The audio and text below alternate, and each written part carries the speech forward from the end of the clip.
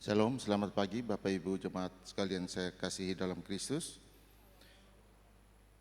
Dalam merenungkan kesengsaraan Yesus Kristus Tuhan kita di minggu yang ke-7 hari ini, kita mengingat bahwa Ia telah mengalami penderitaan yang amat berat akibat kekerasan yang bertubi-tubi ditujukan kepadanya. Penderitaan yang Ia tanggung adalah untuk keselamatan kita.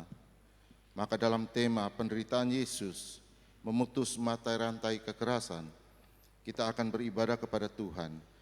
Marilah kita sama-sama memulai ibadah ini dengan berdiri, kita menyanyikan puji hormat bagi Allah Bapa.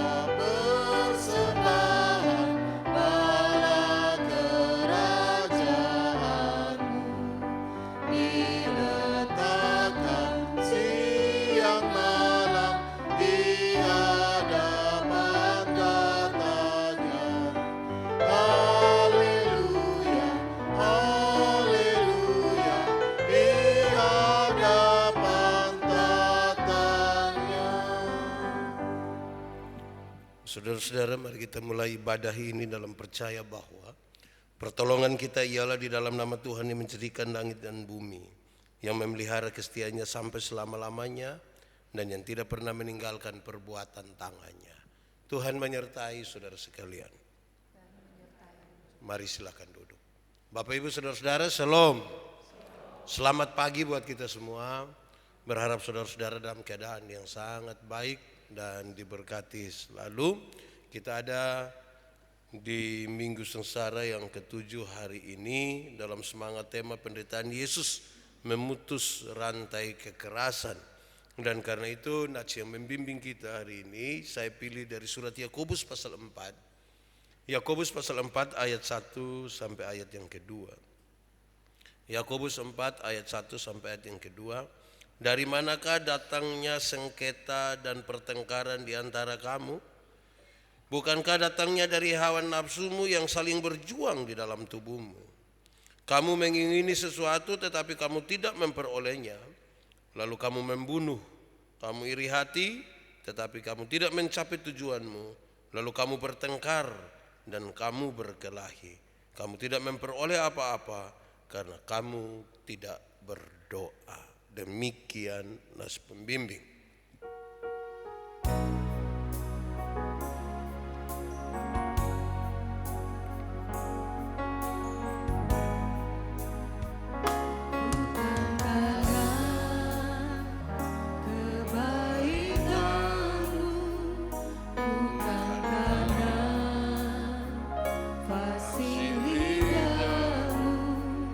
Bukan karena kekayaan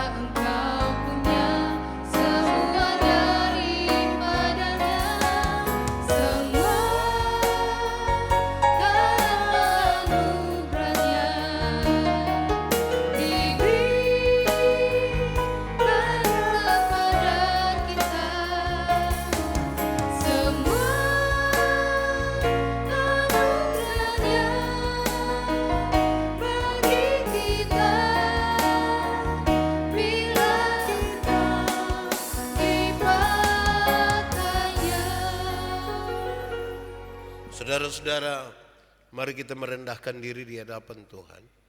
Sejenak kita merenungkan seluruh dosa dan kesesatan kita. Dan dengan jujur kita mengaku itu di hadapan Tuhan Allah. Sambil memohon pengampunan daripadanya.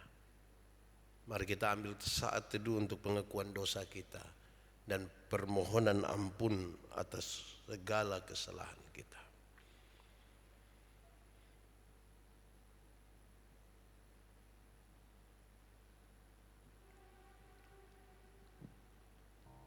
Ya Tuhan Allah,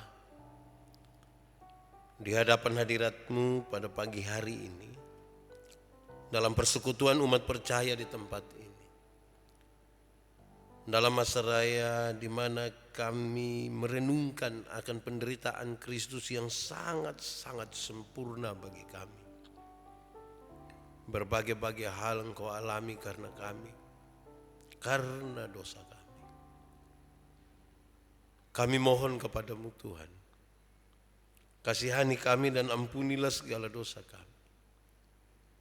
Sucikanlah kami Tuhan, supaya kalau hari ini kami ada di hadirat Tuhan, itu terjadi semata-mata karena kami dilayakan oleh pengampunan Tuhan buat kami. Terima kasih banyak ya Bapa. Kami percaya bahwa padamu ada pengampunan. Di dalam nama Yesus Kristus Juru Selamat kami berdoa. Amin.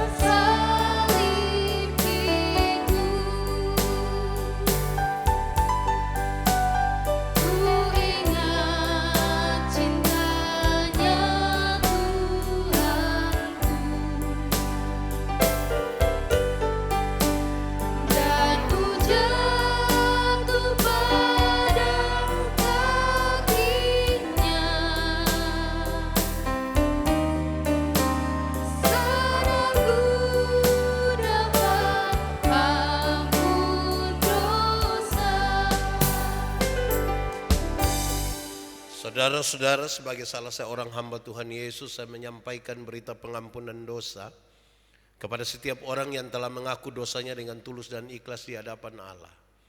Bahwa karena begitu besar kasih Allah akan dunia ini, sehingga telah mengaruniakan anaknya yang tunggal, supaya setiap orang yang percaya kepadanya tidak binasa, melainkan beroleh hidup yang kekal.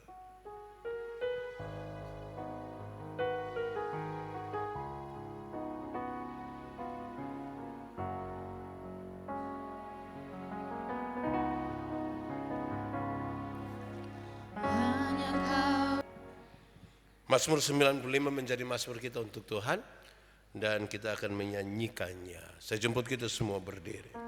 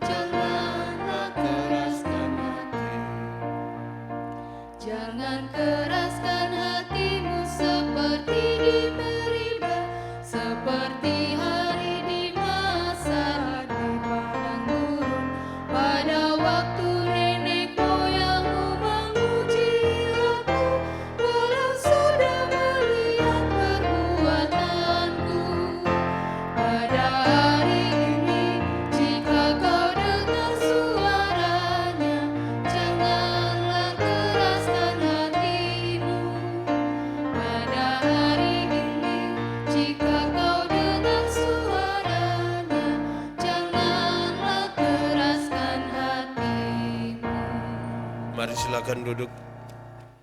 Bapak Ibu Saudara-saudara, mari kita berdoa untuk pemberitaan firman Tuhan. Mari kita berdoa.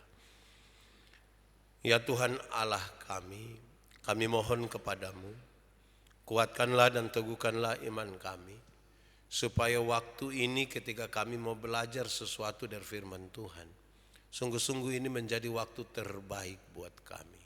Kami mohon Tuhan, jauhkan semua penggoda pencobaan. Biar dalam damai-Mu kami belajar firman Tuhan. Kami rindu pada firman-Mu. Berfirmanlah bagi kami Tuhan, di dalam nama Yesus, firman yang hidup itu kami berdoa. Amin. Bapak Ibu, saudara-saudara yang dikasihi dalam Tuhan Yesus, di hari ini tema yang ditetapkan oleh Majelis Sinode Gemit adalah penderitaan Yesus memutus rantai kekerasan. Pembacaannya terbaca menurut Injil Lukas pasal 23 ayat 26 sampai ayat yang ke-43. Injil Lukas pasal 23 ayat 26 sampai ayat yang ke-43, Yesus dibawa untuk disalibkan. Ketika mereka membawa Yesus, mereka menahan seorang yang bernama Simon dari Kirene yang baru datang dari luar kota. Lalu diletakkan salib itu di atas bahunya supaya dipikulnya sambil mengikuti Yesus. Sejumlah besar orang mengikuti dia. Di antaranya banyak perempuan yang menangisi dan meratapi dia. Yesus berpaling kepada mereka dan berkata, "Hai putri-putri Yerusalem, janganlah kamu menangisi aku, melainkan tangisilah dirimu sendiri dan anak-anakmu. Sebab lihat, akan tiba masanya orang berkata, berbahagialah perempuan mandul, dan yang rahimnya tidak pernah melahirkan, dan yang susunya tidak pernah menyusui. Maka orang akan mulai berkata kepada gunung-gunung, runtuhlah menimpa kami, dan kepada bukit-bukit timbunlah kami. Sebab jikalau orang berbuat demikian dengan kayu hidup, apakah yang akan terjadi dengan kayu kering?" Dan ada juga digiring dua orang lain, yaitu dua penjahat, untuk dihukum mati bersama-sama dengan dia. Yesus disalibkan. Ketika mereka sampai di tempat yang bernama Tengkorak, mereka menyalibkan Yesus di situ dan juga kedua orang penjahat itu, yang seorang di sebelah kanannya dan yang lain di sebelah kirinya. Yesus berkata, "Ya Bapa, ampunilah mereka, sebab mereka tidak tahu apa yang mereka perbuat." Dan mereka membuang undi untuk membagi pakaiannya. Orang banyak berdiri di situ dan melihat semuanya. Pemimpin-pemimpin mengejek dia, katanya, "Orang lain ia selamatkan.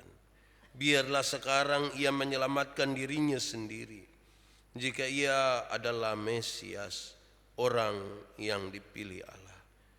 Juga prajurit-prajurit mengolok-olok dia. Mereka mengunjukkan anggur asam kepadanya dan berkata, "Jika engkau adalah raja orang Yahudi, selamatkanlah dirimu." Ada juga tulisan di atas kepalanya, "Inilah raja orang Yahudi." Seorang dari penjahat yang digantung itu menghujat dia, katanya, "Bukankah engkau adalah Kristus? Selamatkanlah dirimu dan kami." Tetapi yang seorang menegur dia, katanya, "Tidakkah engkau takut juga tidak kepada Allah, sedang engkau menerima hukuman yang sama? Kita memang selayaknya dihukum, sebab kita menerima balasan yang setimpal dengan perbuatan kita. Tetapi orang ini tidak berbuat sesuatu yang salah." Lalu ia berkata, "Yesus, ingatlah akan aku apabila engkau datang sebagai raja." Kata Yesus kepadanya, "Aku berkata kepadamu, sesungguhnya hari ini juga engkau akan ada bersama-sama dengan aku di dalam Firdaus." Demikian firman Tuhan. Berbahagia setiap orang yang mendengar firman, memelihara dan melakukan dalam hidup setiap hari. Hosiana. Hosiana, Hosiana, Hosiana. Bapak Ibu Saudara-saudara, Shalom. Selamat pagi buat kita semua. Saudara-saudara, tema kita hari ini adalah penderitaan Yesus memutus rantai kekerasan. Harapannya adalah supaya segera setelah mendengar pemberitaan ini, kita betul-betul sudah tidak pakai lagi kekerasan untuk menyelesaikan masalah. Segera setelah mendengar berita firman ini, yang suka akan kekerasan berhenti sudah. Yang senang akan kekerasan itu tidak usah lagi kalau kita serius untuk itu. Saudara-saudara, tantangan kita ini menarik di sekitar kekerasan. Kenapa? Karena banyak orang senang terhadap hiburan-hiburan kekerasan. Hiburan yang menyangkut kekerasan tuh orang suka.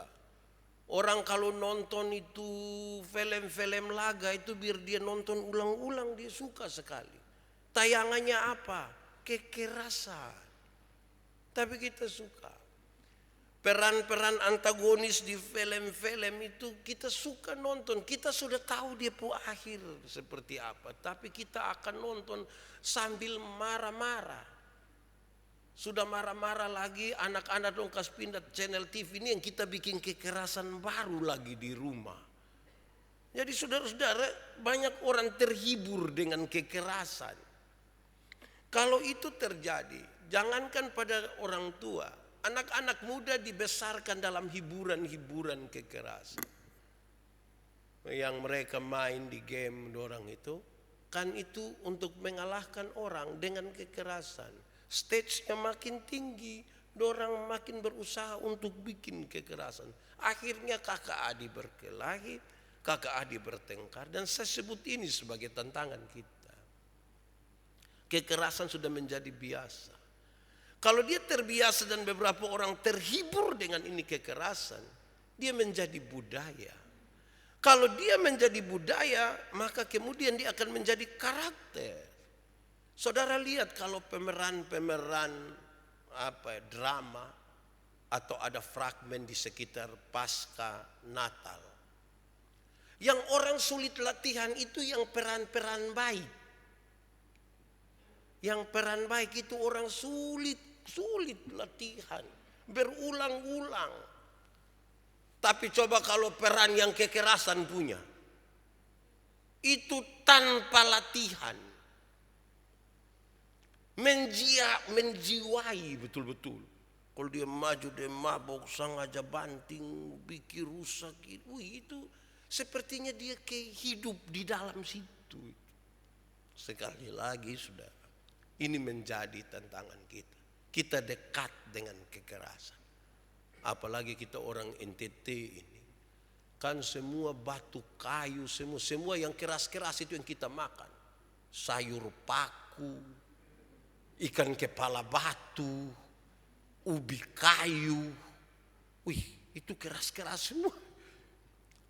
Satu saat saya ada di mana, waktu itu batu akik itu masih ada. Luar biasa begitu. Banyaknya dan orang-orang cari. Saya ada di Jakarta, orang tanya saya, Pak Pendeta, katanya di Timor itu batu banyak. Iya banyak, karena terlalu banyak itu sampai dia pindah kami pun kepala. Ini keras-keras semua. Ya, saya ingin gambarkan di awal dari khotbah ini supaya kita memahami sesuatu bahwa kita dekat sekali dengan kekerasan itu. Saudara-saudara, setelah Yesus dijatuhi hukuman mati, kebiasaannya adalah ia akan diambil dari ruang pengadilan dan ditempatkan di tengah-tengah halaman kosong dan dijaga oleh 4 tentara. Segampang itu saja itu kisahkah? Tidak. Orang itu kalau melakukan sesuatu berurusan dengan aparat, itu sulit. Itu tidak gampang. Kita punya rumah itu kalau tiba-tiba ada polisi 2 orang singgah terus mereka keluar, orang datang tanya, Pak, polisi singgah bikin apa? Padahal dong singgah itu kan dong hanya mau minum air. Tapi orang mulai pikir ini kenapa? Apalagi kalau ada seseorang divonis hukuman mati, ditaruh di satu tempat kosong dan ada tentara berdiri di situ. Situasinya mulai rumit. Selanjutnya tidak lama, orang yang terhukum mati itu dia mesti memikul salibnya. Memikul salibnya untuk berjalan menuju tempat penyaliban itu. Dari istana itu mereka pergi ke Golgota. Tapi sedapat-dapatnya dalam kebiasaan mereka, siapa yang dihukum mati, siapa yang memikul salib, jangan cari jalan yang pendek. Carilah jalan yang sejauh mungkin. Itu sesuatu yang berat. Saudara-saudara, di depannya berbaris para tentara sambil memikul semacam plakat begitu yang menulis kejahatan dari orang yang dihukum mati. Jadi saudara-saudara, ada orang sementara sulit membawa ini salib, ada yang di depan dan menyatakan ini orang dihukum mati karena ini dia punya kesalahan.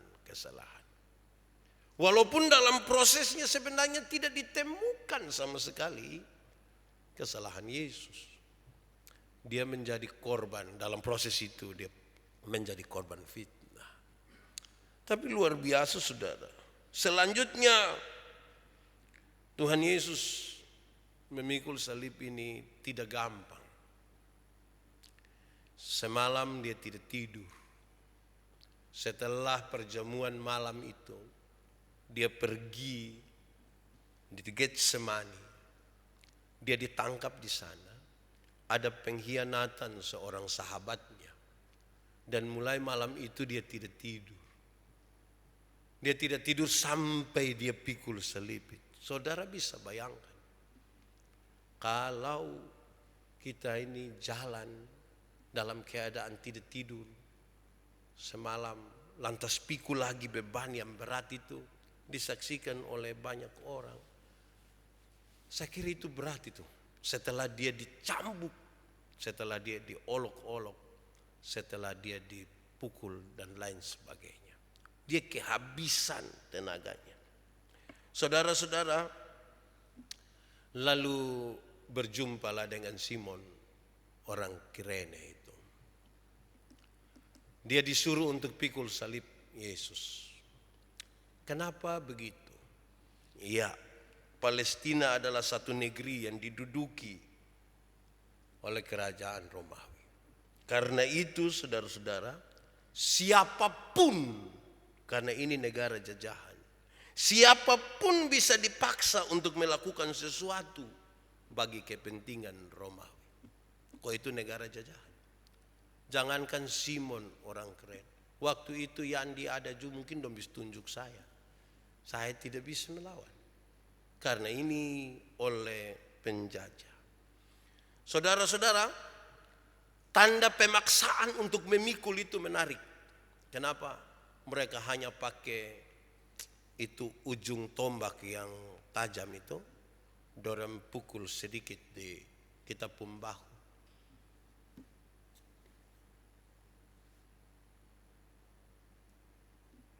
Tidak bisa lawan. Bayangkan kita ada mau tanganga, ini ada apa sampai rame-rame tiba-tiba ada yang bawa tombak datang.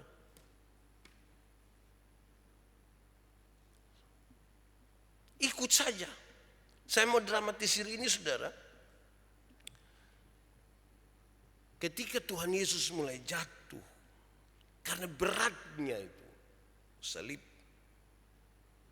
para prajurit Roma ini mulai lihat kiri-kiri siapa dan mereka melihat Simon. Mereka datang. Saudara bayangkan, Simon itu dia datang ada di situ. Pasti dia hanya mau lihat saja. Tapi tiba-tiba dia disuruh untuk memikul salib itu berjalan ke Golgota. Hatinya pasti pahit. Dia marah. Dia marah terhadap para prajurit Roma itu tapi dia tidak berdaya. Tetapi dia marah juga kepada orang yang dihukum mati itu. Kenapa? Karena dia telah menyebabkan Simon itu harus terlibat di dalam kejahatannya. Kok kita hanya mau penonton baru orang suruh pikul salib? Kira-kira begitu. Tapi saudara juga jangan terganggu dulu dengan informasi itu. Kenapa saudara-saudara? Kalau kita baca di Injil Markus, dia kasih tahu Simon itu adalah bapak dari Alexander dan Rufus. Tertulis di dalam Markus pasal 15 ayat 21. Pada waktu itu lewat seorang yang bernama Simon, orang Kirene, ayah Alexander dan Rufus, yang baru datang dari luar kota. Dan orang itu mereka paksa untuk memikul salib. Catat dulu baik-baik. Simon ini Alex dengan Rufus pembapa. Tertulis di dalam Injil Markus, di mana Injil Markus itu ditujukan kepada jemaat Kristen yang ada di Roma. Lalu selanjutnya kalau kita baca di dalam surat Rasul Paulus kepada jemaat di Roma. Roma pasal 16 ayat 13. Salam kepada Rufus, orang pilihan dalam Tuhan, dan salam kepada ibunya yang bagiku juga adalah ibuku. Kira-kira begitu. Saudara-saudara, jadi ibunya, jadi Rufus itu yang dimaksud oleh Simon dari Kirene, dan ibunya itu sebenarnya adalah istri dari Simon. Satu orang yang baik ini, yang percaya kepada Tuhan ini, dipanggil. Drama tadi menyebutkan sepertinya dia dipaksa, ya kan? Tetapi ini orang yang percaya kepada Tuhan, tidak dalam kepahitan seperti yang saya gambarkan itu. Kalau dia itu adalah ayah dari dua orang percaya di Roma itu. Dia menjalani hal itu. Dia mengalami bersama-sama dengan Tuhan. Saudara, ada juga kelompok ibu-ibu. Kelompok perempuan yang sedang menangis. Mereka meratapi keadaan Yesus. Tapi Tuhan Yesus berpaling kepada mereka. Dan Tuhan Yesus bilang, jangan tangisi aku. Tangisilah dirimu. Hari-hari berat akan tiba. Akan ada satu tragedi yang berat. Bahkan lebih berat dari seorang perempuan mandul. Dulu kalau seseorang mandul dianggap itu sangat berat. Itu bisa menjadi sebuah alasan untuk perceraian. Itu akan sangat mengoyakkan hati seorang perempuan. Tetapi hari-hari berat ini melebihi beratnya beban seorang perempuan mandul. Tuhan Yesus menggambarkan sebuah kehancuran. Dia bilang kalau kayu yang baik saja mereka buat begini, apalagi nanti kayu kering. Kamu lihat nanti ke depan. Jangan tangisi aku. Tangisilah dirimu. Selanjutnya ketika sampai di Golgota.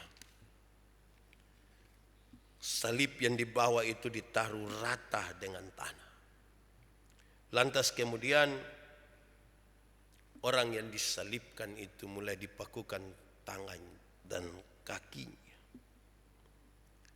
Salib itu ditancapkan untuk berdiri. Itu berarti seluruh beban berat badan dari orang itu tertumpu pada tangan dan kaki yang dipaku. Sangat berat itu. Merusak dan mungkin merobek kaki dan tangannya. Di hadapan banyak orang yang terus-menerus mengolok-olok dia.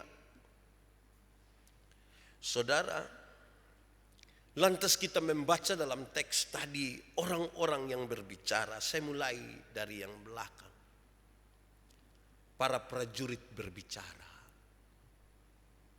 Apa yang mereka bicarakan? Mereka mengolok-olok dia.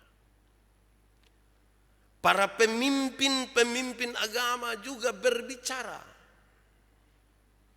Mereka bilang, orang lain dia selamatkan. Coba sekarang kita lihat bagaimana dia dapat menyelamatkan dirinya sendiri. Kalau dia benar-benar adalah Mesias. Selanjutnya, dua orang penjahat yang berjalan bersama-sama dengan Tuhan Yesus pun berbicara. Yang satu bilang, kalau engkau anak Allah, selamatkanlah dirimu dan juga kita. Yang satu bilang, kenapa engkau bicara begitu? Tidak takutkah engkau? Bahkan engkau tidak takut kepada Tuhan. Kita dua pantas dihukum. Kita dua menerima hukuman yang benar-benar setimpal dengan apa yang kita lakukan. Kita penjahat. Tapi kita tidak menemukan ini orang ini ada kesalahan. Tidak ada. Setelah kata-kata itu dia bilang, Yesus, ingatlah aku kalau engkau datang sebagai raja. Setelah mereka semua berbicara, baru saya sebut tentang apa yang Tuhan Yesus katakan. Dalam pembacaan tadi ada dua hal yang Tuhan Yesus katakan ketika dia disalibkan. Pertama disebutkan, ya Bapa, ampunilah mereka, sebab mereka tidak tahu apa yang mereka perbuat. Ini apa ini? Ini pengampunan. Di tengah-tengah dia berhadapan dengan kekerasan yang teramat dahsyat itu. Puncaknya ada di kayu salib itu. Kalimat pertama yang disebutkan oleh Tuhan Yesus adalah pengampunan. Ampunilah mereka, sebab mereka tidak tahu apa yang mereka perbuat. Saya mau tanya saudara, kalau saudara sementara berhadapan dengan sebuah ketidakadilan, kalau saudara berhadapan dengan sesuatu yang menekan saudara secara psikis maupun fisik, mungkinkah yang disebutkan oleh Yesus ini akan menjadi sesuatu yang saudara lakukan? Ampunilah mereka, sebab mereka tidak tahu apa yang mereka perbuat.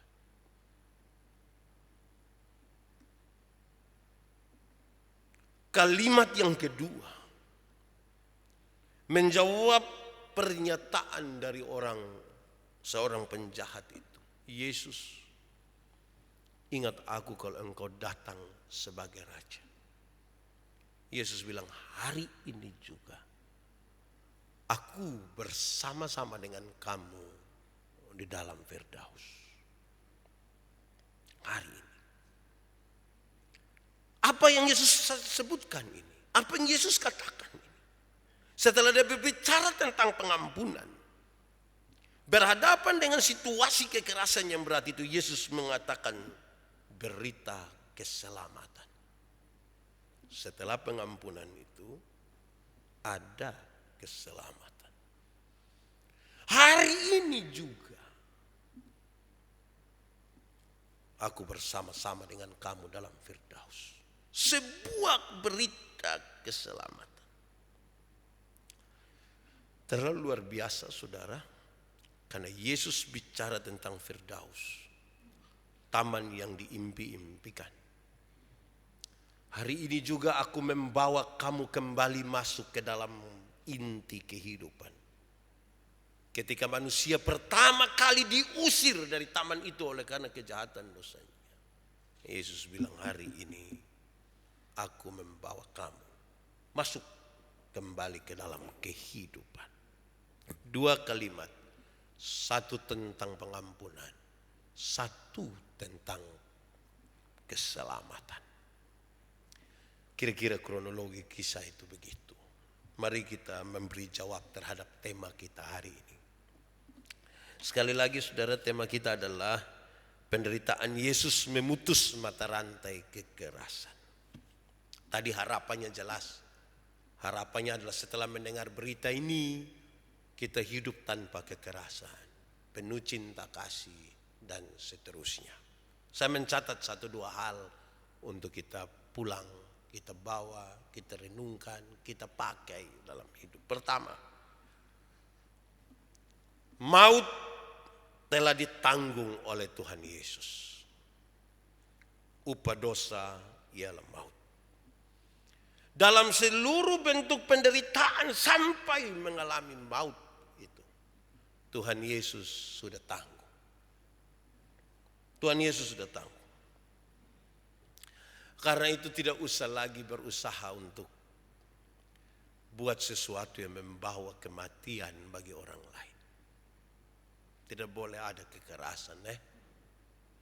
Tuhan sudah selesaikan itu.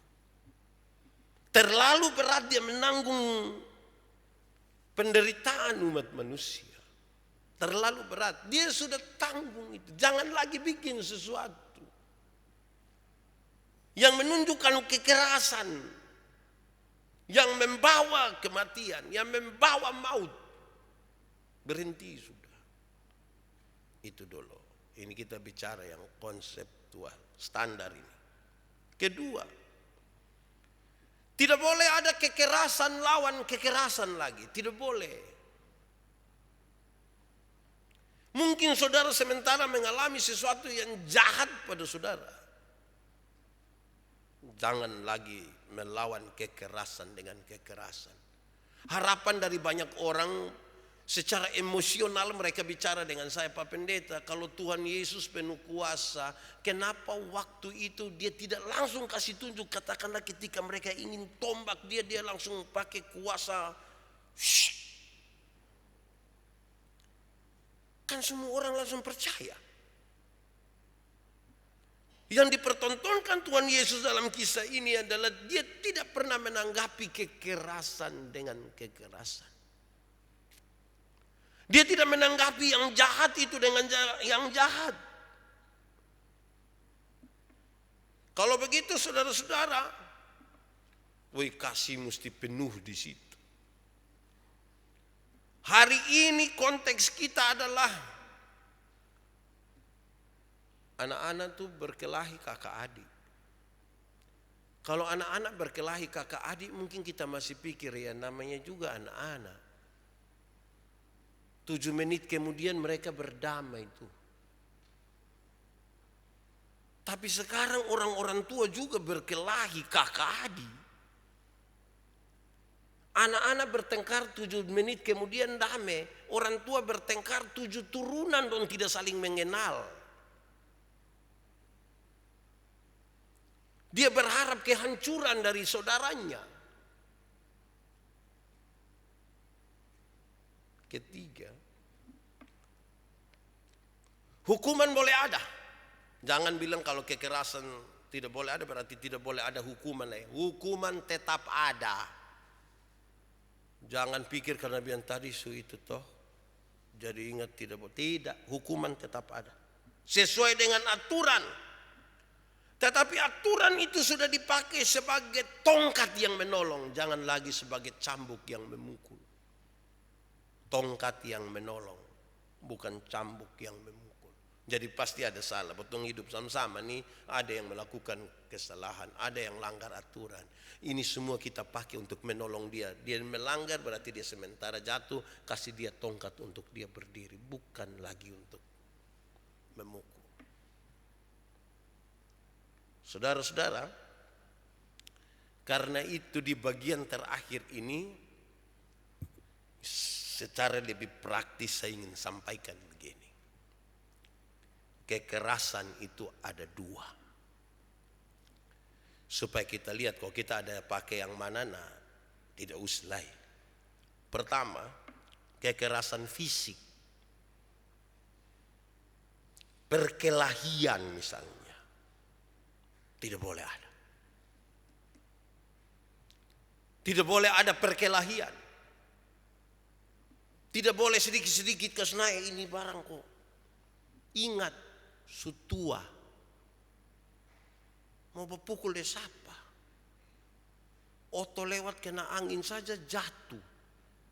Tapi mau ancam semua orang. Berhenti. Karena ketika saudara begini tiba-tiba darah naik 189. saudara melakukan kekerasan bagi diri sendiri, berhenti sudah. Tidak usah ada kekerasan itu, perkelahian tidak ada. Yang emosi-emosi dong berhenti sudah. Kekerasan fisik itu juga bisa berupa terorisme, penghancuran.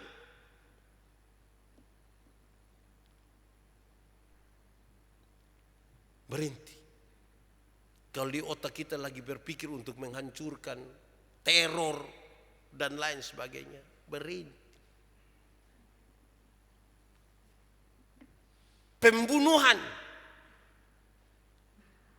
Jangan pikir pembunuhan ini hanya pakai parang saja. Siapa tahu istri terlalu marah suami, dia tambah potas sedikit. Atau dia lagi pikir-pikir bagaimana, itu ibu-ibu dong berhenti sudah. Atau suami juga lagi pikir bagaimana menghalau istri. Tidak boleh ada pembunuhan. Penyerangan tidak boleh ada. Itu kekerasan fisik. Tidak boleh ada. Kisah ini sudah sangat berat untuk kita ikuti. Jangan satu menyerang satu. Tidak boleh ada tawuran. Beruntung kira-kira 15 tahun terakhir di Kupang ini cukup aman. Orang tidak bakal lagi kiri kanan lagi. Ya, suara-suara kita sayang tinggi. Baik juga. Tapi saya bilang orang Kupang ini juga sama kayak orang Papua mungkin kok.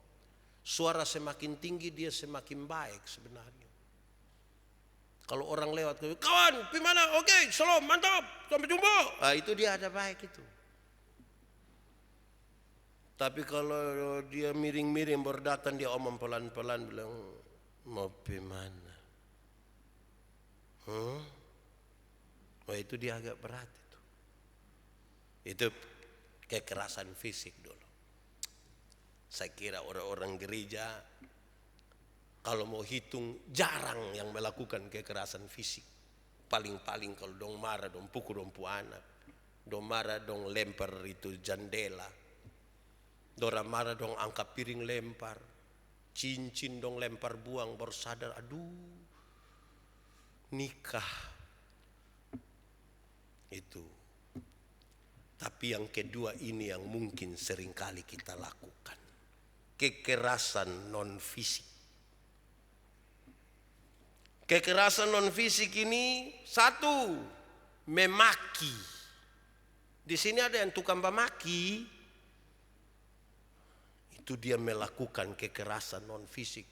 Bayangkan kalau saudara omong satu orang dengan makian tuh, itu orang rasa tidak enak. Istri mana yang senang dimaki? Istri mana yang dia datang atau suami belum bangun dengan papa?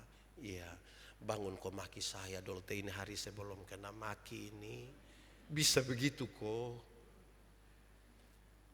Yang tukang memaki dong berhenti sudah, berhenti. Kita buat orang terluka, baru kita maki ini, bahasa yang tidak baik. Kalau bukan omong tentang binatang, omong kita pun orang tua tuh. Berhenti sudah. Itu kekerasan non fisik itu. Membentak. Stop! Sakal suara. Lama-lama orang mati dengan itu. Jangan sampai seorang begini ada yang bilang, tadi Pak Pendeta ada kerusuhan kok. Hanya suara saya yang tinggi. Dia omong tuh jangan suka membentak. Saya jiwa kecil kalau orang bentak. Aduh. Jadi yang suka membentak pulang diam-diam sudah. Mau marah istri kasih tahu. Kalau biasa bilang stop. Sekarang ganti. Stop. Tidak boleh lagi. Itu pasti istri pikir, aduh, mungkin ini hari terakhir. Jadi tenang-tenang ya, jangan suka membentak lagi. Ketiga, misalnya suka apa ya? Suka ini menuduh. Suka menuduh.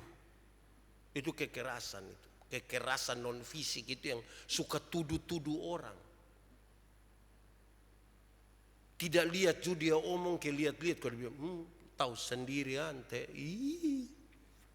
Boto sulama ada itu orang kok, aduh, boto paling, aduh, itu orang putangan pun cepat. Lebih cepat dari kecepatan cahaya. Berhenti sudah itu kekerasan. Orang dengar begitu, orang hati sakit. Kalau kita orang tuduh kita mau kok. Jangan suka bertuduh. Diam-diam. Jangan suka menjuluki orang tertentu. Itu manusia tuh kayak ular, Pak. Ular minyak. Wih, kita pemulut ini ke mana kok. Juluki orang sembarang-sembarang. Kadang-kadang kita suami istri ini bertengkar bukan saling dengar satu daya lain. Tapi suami menghakimi istri, juluki dia puisi ini perempuan ini. Ini lahir mulut duluan ini. Hai. Omong yang baik sedikit. Belum lagi omong soal dia orang tua. Jangan. Apalagi menyebar gosip. Menyebar gosip itu tidak baik. Gosip itu pasti barang yang tidak benar toh. Jangan disebarkan. Itu orang dengar, orang hati sakit itu. Misalnya saudara jalan, saudara kasih bilang, katanya Pak Yandi itu terkaya kok di Indonesia. Itu kan saya dengar, saya ke mana kok begitu. Saudara tolong kok, jangan suka sebar-sebar gosip. Dulu tidak ada Karjana. Pakai aplikasi yang ada firman Tuhan kok dong baca kok kita dengar. Itu lebih itu sah. Daripada kok PWA orang kok tanya bilang, "Teh su dengar kok belum?" Kenapa? Aduh. Kalau su dengar na becan us omong. Apa? Pasti su tahu nih. Apa? Sengaja coba tuh. Hai. Gosip tuh ke enak karena kok apalagi kalau duduk kok bapanas itu. Aduh. Merintih sudah, itu kekerasan itu. Mempermalukan orang di hadapan umum. Kita semua ini kan butuh dihargai toh. Di hadapan umum baru kita permalukan orang tua, itu tidak baik. Tidak baik. Berhenti, bertobat di situ. Menolak dengan kata-kata yang kasar. Ya. Jangan. Berangkat. Saya tidak setuju. Tidak boleh kamu. Apa? Itu hati sakit. Atau mungkin kita pakai bahasa tubuh yang tidak baik. Bahasa tubuh yang kiri-kiri begini. Saya catat, ini saya kutip juga ini saudara-saudara. Contoh, memandang dengan penuh ancaman. Saudara pernah memandang dengan penuh ancaman? Saya lihat saudara memandang saya ini penuh ancaman. Memandang penuh, saya pakai contoh, izin okoet. Kita ini kalau anak dong beribut, kalau pas ada tamu terhormat datang,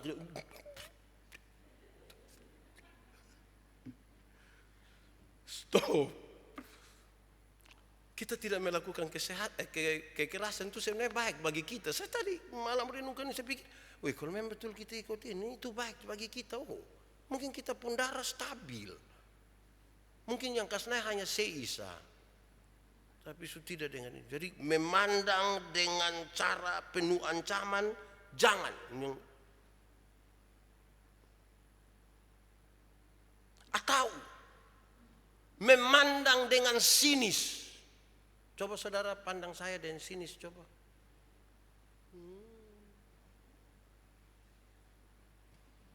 Sinis itu.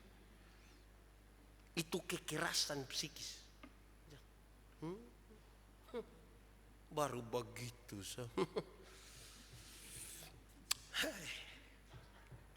Sinis itu. Jangan. Mendiamkan. Kalau suami istri ada bakala itu, jangan saling diam. Ini bapak mama dong kalau bakalai diam kok. Atau berangkat. Keluar dari rumah baru bilang, kenapa? Wih, jangan saling diam. Omong. Papa marah kok, omong. Bapak son omong, bete mau omong ini. Jangan saling, kita tuh kalau didiamkan tuh tidak enak. Tidak enak. Bangun tidur baru kita bilang, salam sayang. Dia bilang, makan minum, nah mati. Jadi diam itu kadang-kadang kita memicu sesuatu.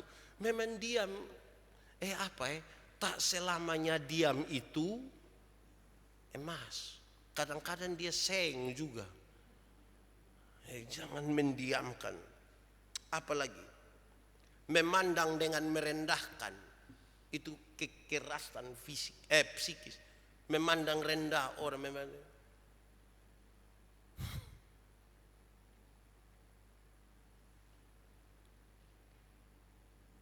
Jangan. Mengucilkan. Kadang-kadang ini anak-anak dong kucilkan dong pun mama, dong pun bapa, tagal papa mama sutua dong taruh papa mama di kamar kecil satu dekat gudang atau dekat tangga naik itu baru dong bilang kalau tamu datang nah mama jangan keluar te mama kamu mau sini aduh. Itu kekerasan. Terakhir, tidak boleh melototi dan mencibir. Saya sulit melakukan yang ini. Yang melotot dan mencibir itu. Saudara jangan lakukan itu lagi. Pulang, coba saudara bikin 2 minggu coba. Dengar babain khotbah, pulang suami istri bikin sama-sama. Lihat saya itu rumah pu aman tukar mana. Anak-anak dong mau nonton superhero. Jangan, tidak boleh ada kekerasan dalam ini rumah. Tidak boleh. Kamu nonton video menyanyi saja. Ku mau cinta Yesus.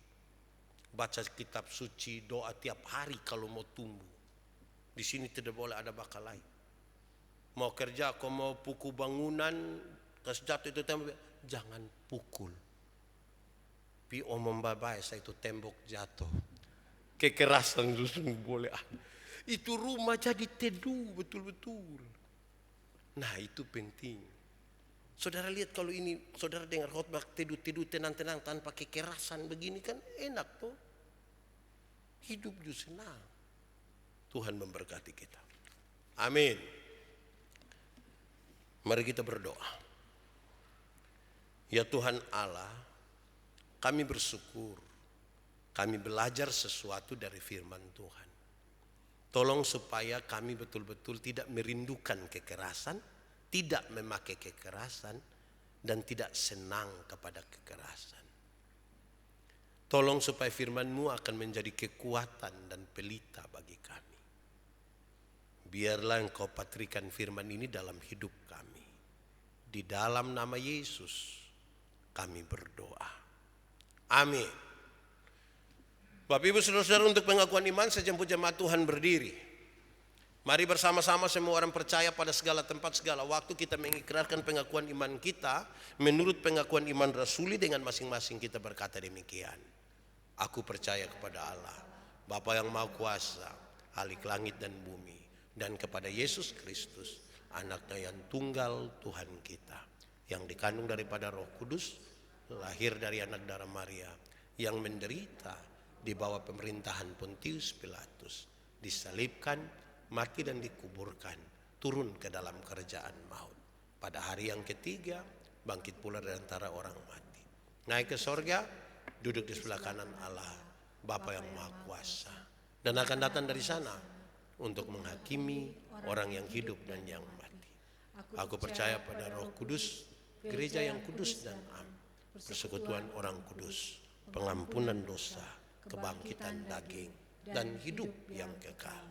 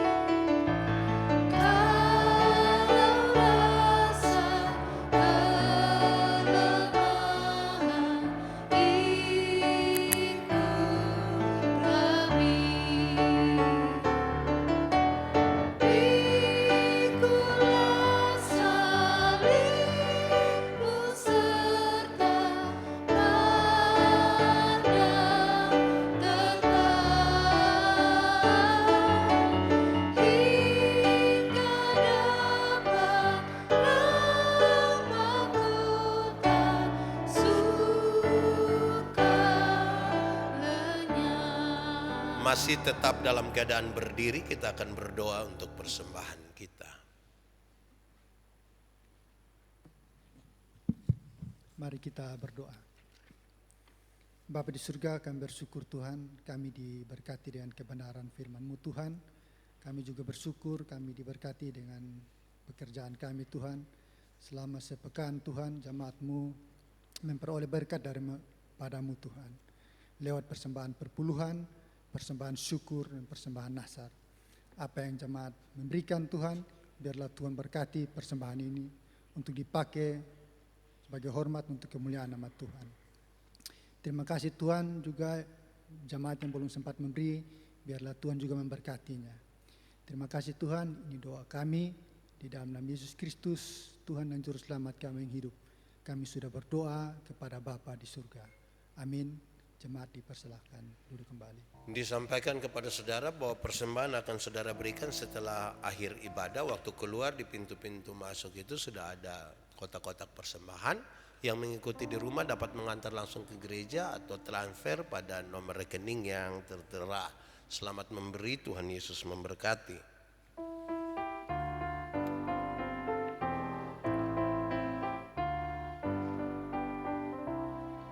Yang Maha Kasih yaitu Allah pengasih pun bagiku. Aku selamatlah oleh kasih-Nya kepadaku.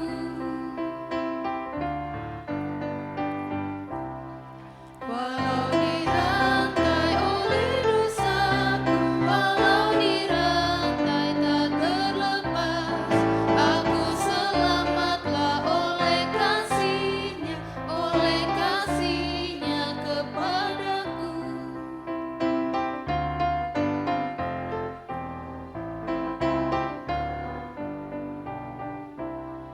Walaupun maut berdosaku, walaupun maut mengancamku, aku selamatlah oleh kasih-Nya kepadaku. Saudara-saudara, mari kita satu hati dalam doa syafaat. Mari kita berdoa.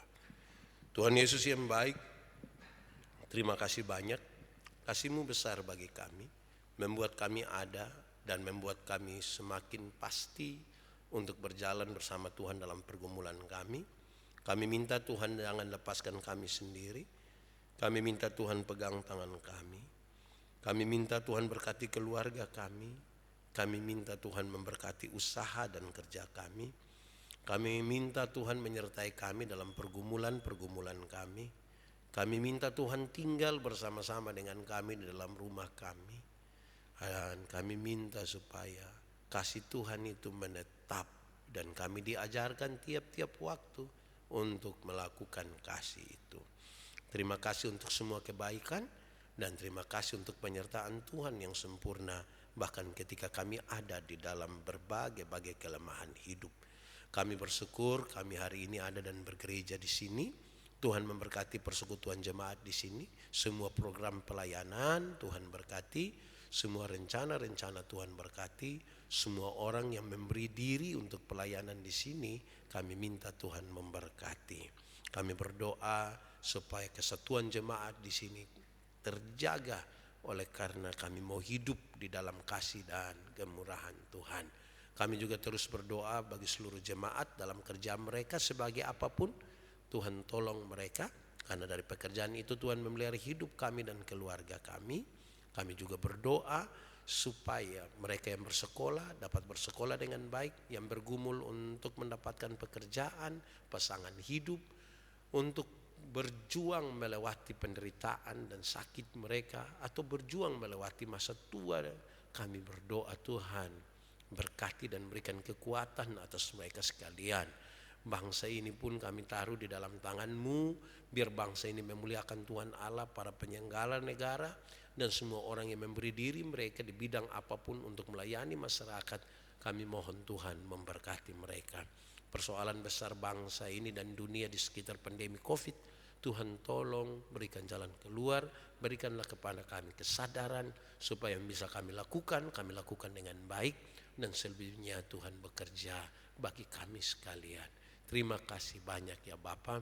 Di kesempatan hari ini kami rindu berdoa bagi saudara-saudara kami yang mengalami ulang tahun mereka sepanjang minggu kemarin. Bapak Rungki Famdale, Ibu Baferli Toha, Ibu Christine Chung, Saudara Axel Saluk, Bapak Abner Lomi, Bapak Richard Saputra, Ibu Niketut Sri Aryani, Saudari Cici Lainata, Bapak Daniel Usboko, Ibu Liani Lim, Ibu Anggriani Pena, anak Grisel Gwinta, Ibu Dwi Ani Purwaningsi, Ibu Emilia Mbuik, Ibu Hendrika Busdai, Saudara Joshua Sengge, anak Mikael Ledo, Ibu Imelda Tandoyo, Saudara Aldi Jara, anak Aaron Wongso, Bapak Ristarson Hamatara, Ibu Trasiana Koci, Saudari Yulia Pajiratu, anak Devani Gosario. Terima kasih banyak ya Bapak, Engkau telah menyertai mereka dalam tahun-tahun perjalanan hidup mereka. Memberikan kepada mereka kesempatan hidup berarti memberikan kepada mereka kesempatan untuk menikmati cinta kasih Tuhan. Karena itu tuntun dan sertai mereka, peliharalah mereka dengan cara-caramu yang luar biasa. Kami berdoa bagi panitia perayaan Paskah. Kami mohon Tuhan memberkati mereka dalam semua yang telah diprogramkan, dan semua hal yang akan menjadi bagian jemaat bisa juga dijalankan dengan baik. Rencana-rencana semuanya kami taruh dalam tangan kasih Tuhan, termasuk untuk perjamuan kudus yang akan dilangsungkan pada tanggal 15. Tuhan memberkati semuanya. Terima kasih. Akhirnya semua yang kami lakukan ini kami persembahkan untuk hormat dan kemuliaan bagi nama Tuhan. Amin. Bersama-sama kita mengikuti warta pelayanan jemaat.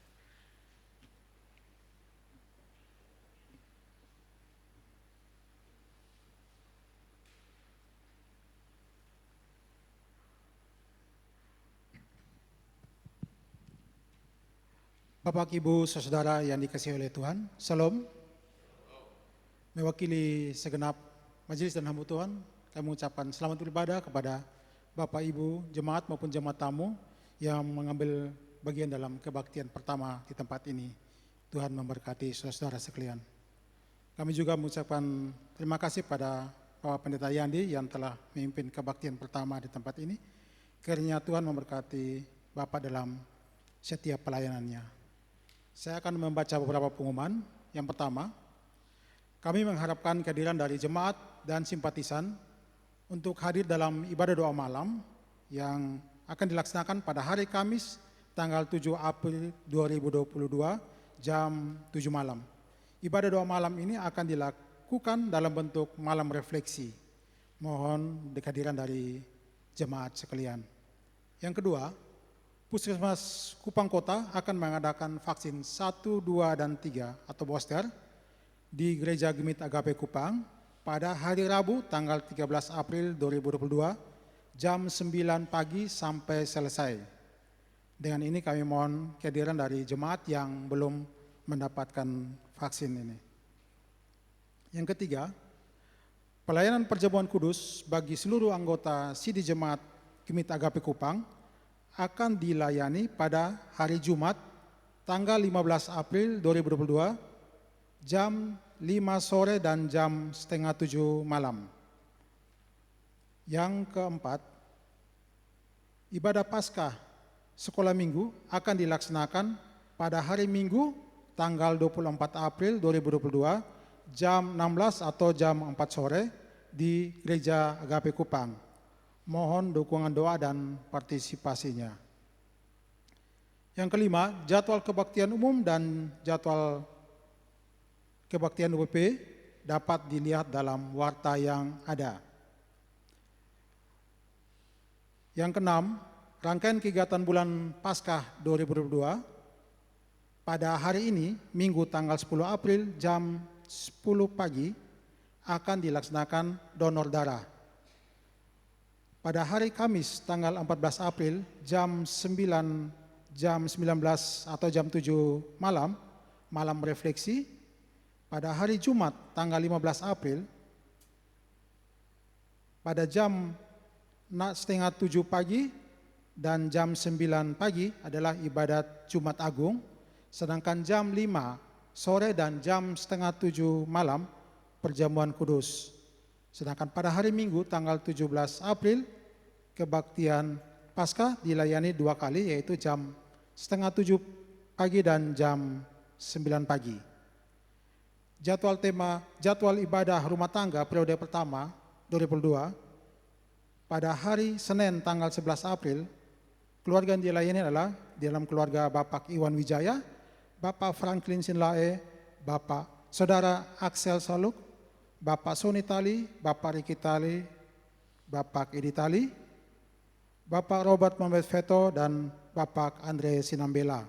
Sedangkan pada hari Selasa tanggal 12 April, keluarga yang dilayani adalah Bapak Iwan Tamalo, Bapak Iwan Lai, dan Bapak Simon Benu. Yang ketujuh, kami mengucapkan selamat ulang tahun kepada Bapak, Ibu, Saudara yang berulang tahun dari tanggal 4 April sampai 10 April.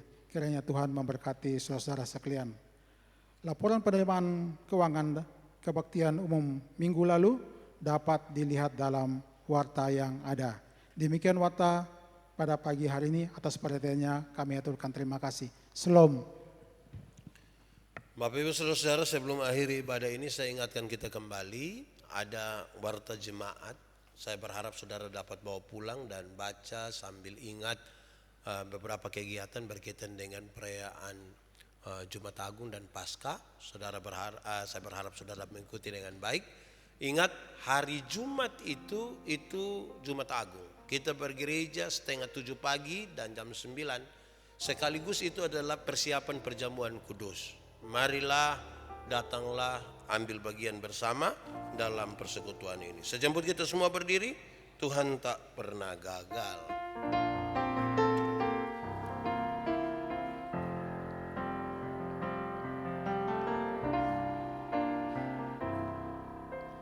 Engkau yang lebih tahu cara untuk membuka jalanku. Engkau yang lebih mengerti cara untuk menolong hidupku. Ku percaya Kau Tuhan yang tak pernah gagal, menjadikanku lebih dari pemenang. Ku percaya Kau Tuhan yang tak pernah lalai, menepati janji-janji-Mu.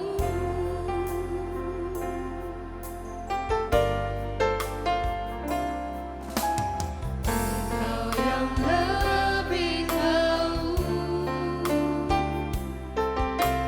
cara untuk membuka jalanku.